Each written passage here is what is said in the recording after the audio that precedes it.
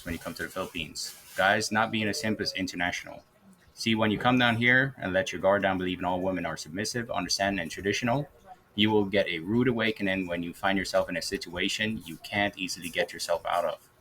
Recently, a story emerged about an expat who became involved with a Filipina in Dumaguete region of the Philippines.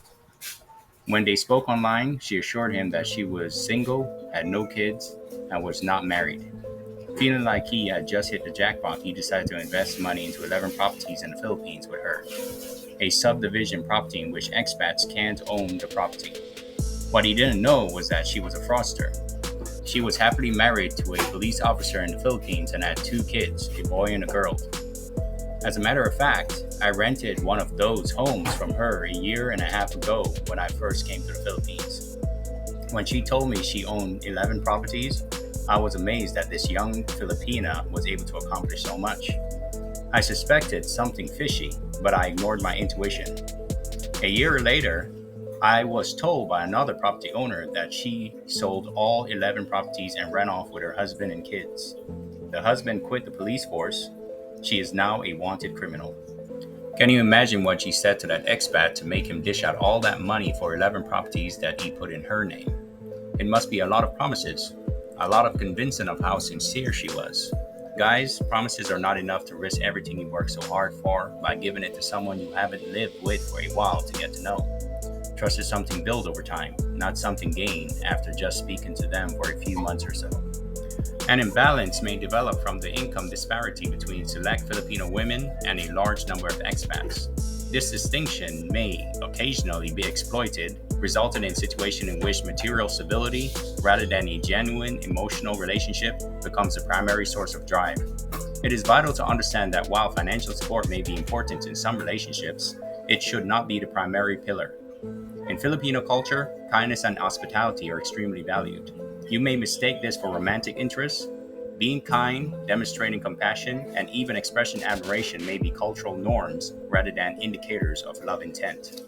Early assertions of love and commitment in relationships that form too quickly should be treated with skepticism. Real connections take time to develop. Regular requests for money are a serious red flag, especially at the start of a relationship. Although some financial help may be appropriate, the relationship should not revolve around it. Concerns should be raised if they tell contradictory stories, avoid discussing their past, or lack honesty. Unhealthy dynamics includes attempts to manipulate you with guilt or put pressure on you into making decisions, especially about money.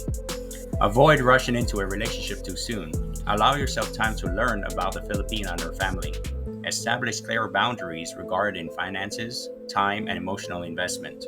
Meeting the family allows you to understand a lot about the Filipinas' background and social environment. Discuss your relationship with friends, family, and fellow expats.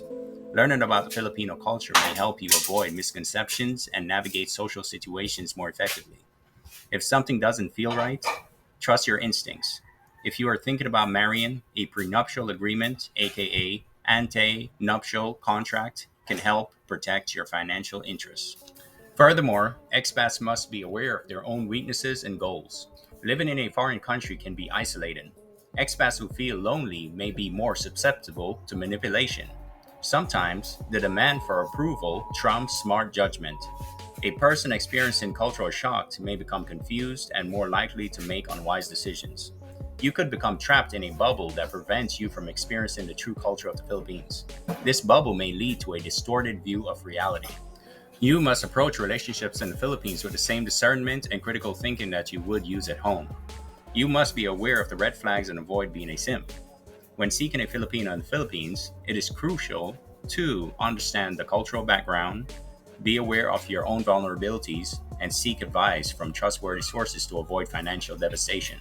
The goal is to encourage you to establish relationships in the Philippines with knowledge and caution, not to discourage you from doing so. It is crucial to remember that the Philippines, like other countries, has a diverse population and not all of them are friendly when engaging with expats. Maintaining a balanced perspective allows you to successfully navigate the hurdles of cross-cultural relationships and form long-lasting bonds. Unbeknownst to them, many expats, particularly those from Western countries, carry with them a deep-rooted attitude of cultural superiority, like I'm from America and Europe. I must save her, and in turn, she will reward me for being her knight in shining armor. This savior complex refers to the propensity to think that one is better suited to assist or rescue others, especially Filipinas, from challenging or destitute circumstances. This may impair their judgment and leave them open to abuse. When they first start dating, some expats have an idealized perception of Filipino women as being more traditional or more loyal, which could make them less skeptical and more likely to miss red flags. Because they believe it is their obligation to support the Filipina in their life or her family, an expat may end up giving more than they should in terms of their time, money, or energy. You must understand that relationships in the Philippines follow the same dynamics as those in Western countries. In Western relationships, men may encounter opportunistic behavior, manipulation, or fraud from Western women. In the Philippines, the same is true with Filipinas. In reality, linguistic barriers, cultural disparities, and a vast social divide between expats and natives may exacerbate the Philippines' complexity. Men who are careless may fall prey to scams that employ phony emergencies or stories to defraud them of their money, just like in any other part of the world. Fabricated health crises, financial troubles, and family issues are some examples of this. Excessive flattery, premature commitment pressure, continuous requests for money, and a lack of transparency about one's personal life are all red flags. Emotional sensitivity is another crucial factor. Expats may feel lonely or seek for companionship in a distant place. This emotional need can occasionally hamper judgment, resulting in relationships that prioritize transient pleasures above long term compatibility. Expats may feel alone and yearn for a connection, particularly if they live alone or have limited social contacts. They may become more susceptible to manipulation as a result. You must understand the importance of emotional boundaries and self awareness. You should use caution to avoid becoming overly reliant on a partner or sharing too much personal information too quickly. When it comes to relationships, having a strong network of friends, both domestic and international, can help provide perspective. You should not isolate yourself. Instead, rely on trustworthy people who can share their own experiences or provide candid advice. Navigating the problems of relationships in the Philippines can be made much easier with the help of friends who understand the local way of life. Being a part of a supportive group allows you to avoid making reckless decisions or becoming involved in potentially risky situations. Vulnerable men looking for love and friendship are the target of Filipina dating scams, which frequently use social media or online dating platforms. In these scams, a woman usually pretends to be a nice person online in order to win a man's trust by claiming to love him and want to spend the rest of their lives with him. The con artist then proceeded to ask for money for a variety of reasons, including bills, rent, or travel costs. In reality, the woman is after the man's money and coerces him into giving her more and more money until the victim discovers they have been duped.